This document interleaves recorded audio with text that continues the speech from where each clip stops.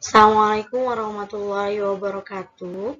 Nama saya Nadia Muniroh, NIP 1992-0325-2020-12-2017, Angkatan 7, Kelompok 3.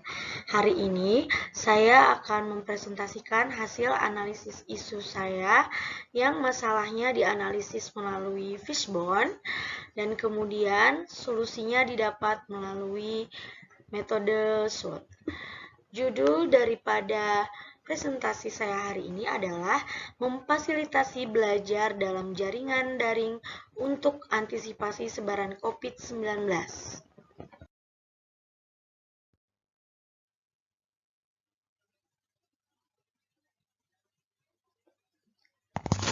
Analisis isu. Pandemi COVID-19 di Indonesia merupakan bagian dari pandemi penyakit coronavirus tahun 2019 sehingga disebut COVID-19 atau dalam bahasa Inggrisnya sering kita dengar COVID-19 yang sedang berlangsung di seluruh dunia termasuk di negara kita. Sebagian tanggapan terhadap pandemik, sebagai tanggapan terhadap pandemik, pemerintah pusat mengambil kebijakan untuk melakukan pembatasan sosial berskala besar atau yang dikenal juga dengan PSBB pada tahun 2020 yang kemudian diganti dengan nama Pemberlakuan Pembatasan Kegiatan Masyarakat atau yang dikenal dengan PPKM pada tahun 2021.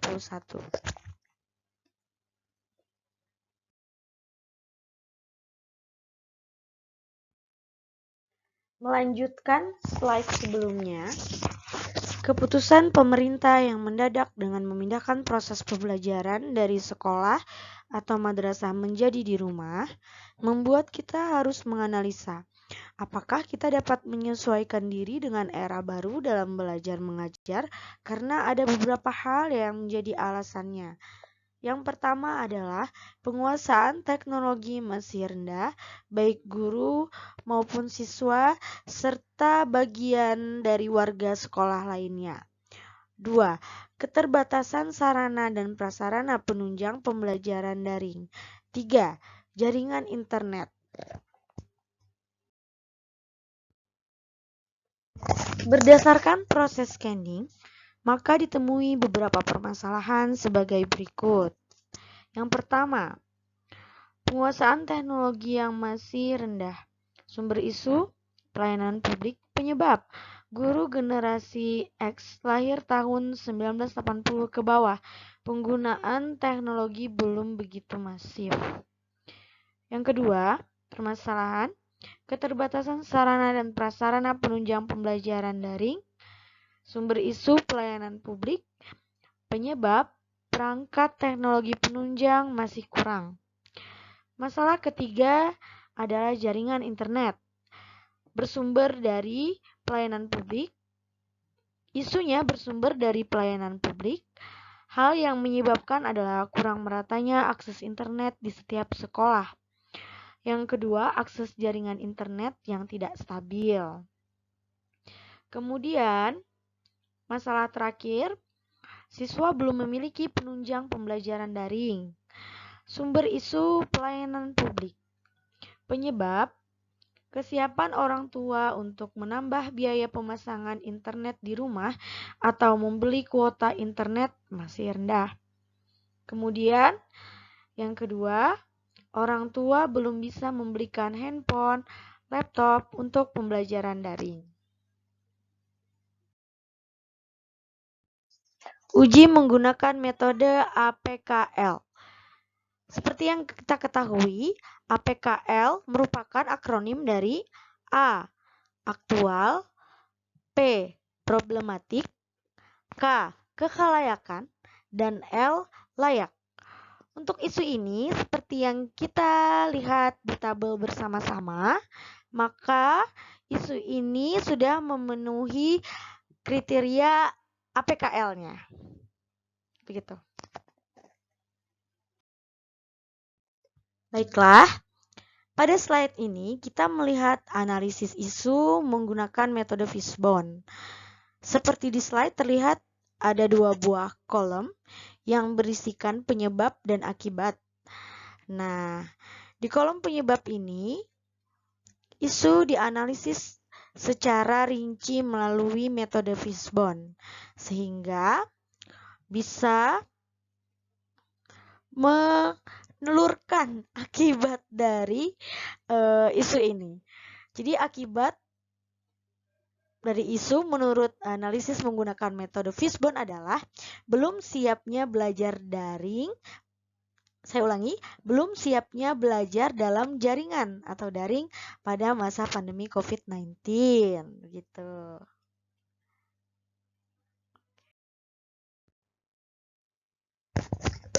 Ya, baik, pada slide 7 ini kita akan bersama-sama melihat serta memahami adakah sebab-sebab yang paling mungkin lainnya. Nah, ternyata ada di sini ya, bisa kita lihat di kolom yang lebih besar penyebab daripada isu-isu tersebut. Nah, kemudian akibatnya apa? Akibatnya sama seperti yang dijelaskan di slide sebelumnya.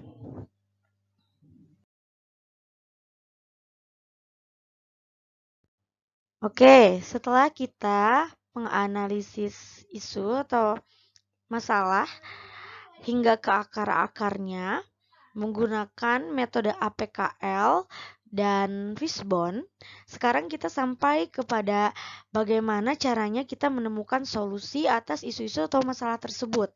Nah, dalam hal ini kita akan menggunakan analisis SWOT. Oke. Baik, saya akan langsung saja membacakannya. Nah, memfasilitasi belajar dalam jaringan atau daring untuk antisipasi sebaran COVID-19 jika dianalisis melalui strength atau kelebihan, maka dapat belajar di mana saja selama ada akses internet. Kemudian, siswa lebih hemat karena tidak perlu jajan di sekolah. Dan yang ketiga, eksplorasi sumber pembelajaran lebih luas. Oke, kemudian weakness atau kelemahan. Kendala sinyal yang tidak stabil, sarana dan prasarana. Oh iya, sebelumnya saya ingin jelaskan dulu kekuatannya apa, kemudian kelemahannya apa. Nah, kendala sinyal yang tidak stabil, sarana dan prasarana kurang memadai karena tidak semua siswa memiliki akses internet. Kemudian pemahaman terhadap materi belum terlalu diserap. Kemudian rasa jenuh dan bosan yang siswa hadapi karena tidak bertemu teman-teman sekelas. Baik, selanjutnya kita analisis kembali melalui opportunity atau kesempatan. Nah, kita lihat di sini ada 2 kesempatan.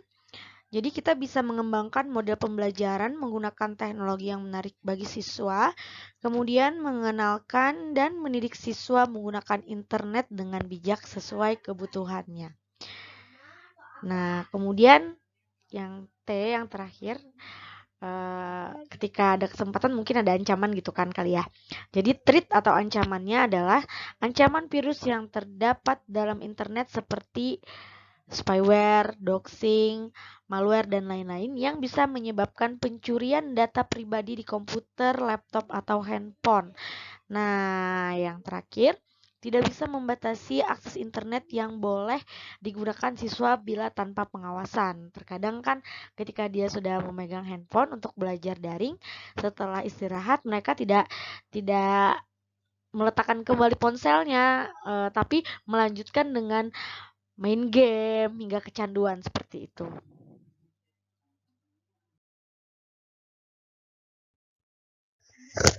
Nah, sekarang kita sudah sampai pada alternatif penyelesaian. Sebelumnya kita telah menganalisis isu atau masalah menggunakan metode APKL dan Fishbone, kemudian mencari solusinya menggunakan metode SWOT. Nah, alternatif penyelesaian masalahnya adalah sebagai berikut.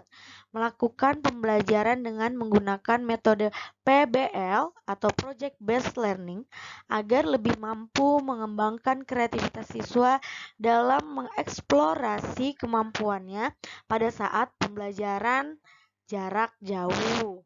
Kemudian yang kedua, proses pembelajaran menjadi lebih efisien dan diharapkan siswa mampu mencapai kompetensi yang ingin dicapai juga oleh guru. Yang ketiga, perlu adanya sinergi antara guru, siswa, dan orang tua sehingga proses pembelajaran dapat berjalan sesuai yang diharapkan.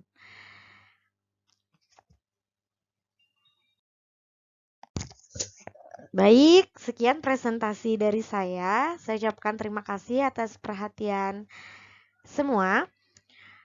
Semoga bermanfaat. Salah hilap saya mohon maaf. Wassalamualaikum warahmatullahi wabarakatuh.